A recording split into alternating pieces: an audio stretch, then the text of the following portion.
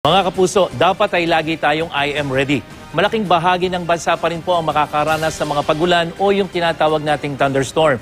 Pero kumpara nitong mga nakaraang araw, medyo mas mahina po ito. Paalalang muli, ang thunderstorm ay pagkulog at pagkilat na may kasamang ulan at minsan pa ay umuulan ng yelo. O kaya po ay may kasamang buhawi gaya ng naranasan dyan sa Santa Catalina, Ilocos Sur.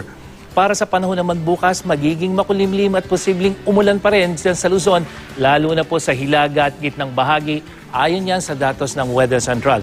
Paliwanag ng Pag-asa, apektado pa kasi tayo ng diffuse tail end of a cold front na nagdadala po nitong mga thunderstorm. At dito sa Metro Manila, asahan pa rin po ang pagulan, lalong-lalo na pagdating ng hapon at gabi.